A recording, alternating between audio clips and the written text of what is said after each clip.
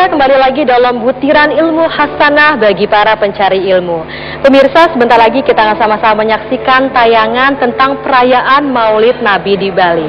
Langsung saja kita saksikan bersama-sama. Sudah sama-sama menyaksikan tayangan tentang perayaan Maulid Nabi di Bali. Menyambung pertanyaan saya tadi kepada Habib, perayaan Maulid Nabi umumnya sering dilaksanakan di Indonesia. Itu sebenarnya dalam Islam itu diperbolehkan nggak sih, Habib? Dan tanggapannya mungkin tadi tentang tayangan yang tadi kita sama-sama saksikan. Iya. Ini yang sangat menarik, di mana Allah Subhanahu wa taala menegaskan dalam Al-Qur'an, "Amma bi ni'mati rabbika fahaddits." Sesungguhnya atas nikmat karunia yang Allah turunkan, berikan kepada kalian, maka hendaklah kalian fahaddits, perbaharui, ai fajaddid. Dalam tafsir Ibn Abbas menegaskan, perbaharui nikmat tersebut. Allah menurunkan Rasulullah SAW, di mana Rasulullah SAW adalah penerang bagi umat manusia yang memberikan kebahagiaan lahiriah, batiniah, secara zahir, secara batin. Bahkan Rasulullah juga sebagai hudan linnas, penerang untuk umat manusia. Beliau juga menjadi Sayyidul Anbiya, pemimpin daripada para Rasul. Apa yang terjadi kepada Maulid Nabi? Maulid Nabi untuk memberikan motivasi, semangat kepada kaum muslimin dan masyarakat Islam semakin hari semakin cinta kepada Rasulullah SAW. Dalam satu ayat dikatakan, "Wa ma kana Allahu li'adzibahum wa anta fihim." Ya Muhammad, tidak akan Allah menurunkan satu siksaan kepada satu kaum selama engkau ada di antara mereka. Nah, ini permasalahan. Ketika Rasul kita rayakan maulidnya, kita ingat sejarahnya, paling tidak kita bisa mengikuti dan menjadikan Rasulullah ada selalu dalam kehidupan kita. Saat itu Allah angkat daripada azab. Nah, ini yang pertama. Lalu yang bid'ah. Bid'ah atau tidak sih? Bid'ah itu apa sih, Habib? Mungkin ada yang belum tahu apa arti bid'ah itu sendiri. Bid'ah itu sesuatu yang ada dan tidak ada pada zaman Nabi. Itu bid'ah. Kalau kita lihat, bid'ah itu sendiri memang ada. Ada bid'ah wajibah, ada bid'ah muharramah atau yang diharamkan, ada bid'ah yang dimakruhkan. Seperti apa bid'ah wajibah? Al-Quran. Al-Quran diturunkan kepada Rasulullah SAW, tapi tidak pernah dikatakan mushaf Muhammadi, dikatakan mushaf Utsmani. Kenapa kok dikatakan mushaf Utsmani? Karena yang mengumpulkan adalah Sayyidina Utsman. Inilah yang dikatakan bid'ah. Terkadang bid'ah itu menjadi satu kewajiban, terkadang itu bid'ah diharamkan. Apa yang diharamkan? Saya punya anak, saya selamatan, saya motong keboknya saya tanam. Itu bid'ah yang diharamkan. Kenapa? Mubazir. Karena niatnya ada unsur syirik juga ya. Ada unsur syirik. Sekarang saya pengen bertanya kepada Ustadz Solmed.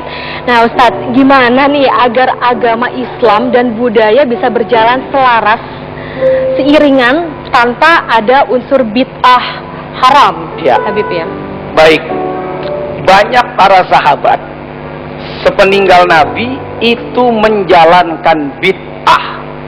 Satu ketika Sayyidina Umar bin Khattab sedang melihat sekumpulan masyarakat di zamannya saat sholat taraweh mencar-mencar.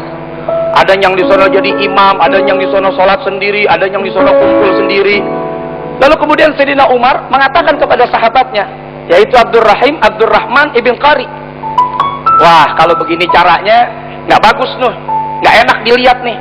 Dikumpulin mereka, dipanggil Ubay bin Ka'ab, lalu menjadi imam Ubay bin Ka'ab malam itu untuk sholat tarawih. Lalu keesokan harinya Sayyidina Umar kembali mengkontrol, sholat tarawih kumpul berjamaah. Lalu qala Umar bin Khattab, "Ni'amul bid'atu hadza." Inilah bid'ah yang paling indah. Jelas Sayyidina Umar mengatakan ini bid'ah. Lalu kemudian jika bid'ah itu dianggap sesuatu yang sesat apabila tidak bertentangan pada agama, lalu dianggap kafir, biarlah saya mungkin masih ridho masuk neraka dengan Sayyidina Umar bin Khattab daripada masuk surga berantem sama yang orang model begitu. Subhanallah, berarti betul apakah ini disebut bid'ah hasanah, Ustaz? Iya, hasanah selama satu isinya tidak bertentangan, yang kedua isinya bukan dalam rangka keingkaran. Bahkan kalau isinya bermanfaat seperti Maulid Nabi tadi Habib sudah cerita, ini adalah ni'amul bid Saya Ya. pun ikut mengatakan inilah senikmat-nikmatnya bid'ah. Subhanallah. Dan Ah. sekarang sudah sampai di penghujung acara nih Ustadz, dan saya ingin meminta kesimpulan dari Habib Mahdi. Silakan Habib. Ya, pemirsa, budaya, seni itu adalah sesuatu kelebihan daripada Allah Subhanahu wa taala. Namun, kelebihan atau seni budaya yang kita miliki janganlah bertentangan daripada Al-Qur'an dan hadis. Lakukan sebaik-baiknya, al-halalu bayyin wal haramu bayyin wa ma bainahuma umur mustabihat. Yang halal itu jelas, yang dibolehkan jelas, yang diharamkan juga jelas. Di antaranya ada hal-hal yang remang-remang. Kalau kita lihat lebih condong kepada haram, tinggalin. Kalau kita lihat lebih condong kepada halal, jalanin. Masya Allah. Mungkin Ustadz boleh Terakhir, menambah sedikit. boleh, saya ingin menyampaikan bahwa ingat, andai kata karena ilmu tanpa akhlak dan ketakwaan seseorang disebut mulia, niscaya iblislah yang paling mulia. Karena iblis punya ilmu, dengan pengetahuannya dia pakai logika, tapi karena tidak punya akhlak kepada Allah dan Nabi Adam, tidak mau hormat sujud kepadanya, iblis disebut aba wastakbaro. Dia ini orang durhaka dan disebut termasuk orang yang kafir. Makhluk terkutuk ya Ustadz Makhluk ya. terkutuk. Jadi ilmu punya, adab, akhlak harus kita miliki. Mari kita bergandengan tangan, kita bersama-sama menikmati segala ragam budaya yang bisa menjadi syiar untuk agama kita. Pemirsa, sudah jelas bahwa penyebaran agama Islam di Indonesia tidak lepas dan sangat berperan penting dari namanya budaya. Kita sebagai orang-orang Indonesia seharusnya ataupun selayaknya melestarikan kebudayaan dan tentunya tetap menjalankan kebudayaan dan menyebarkan Islam sesuai dengan syariat Islam.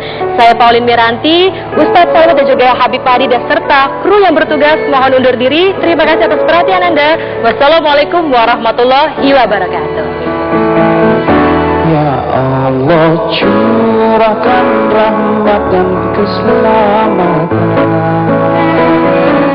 bagi Nabi junjungan kami Muhammad, selamanya di dalam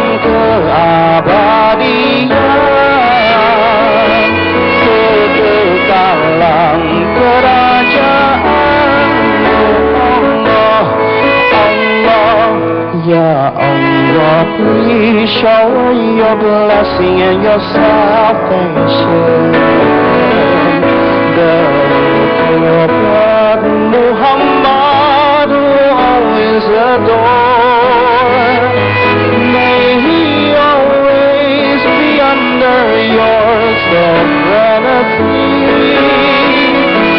May he forever be under your loving care. Allah, ya Allah, lungsukan rahmat sinar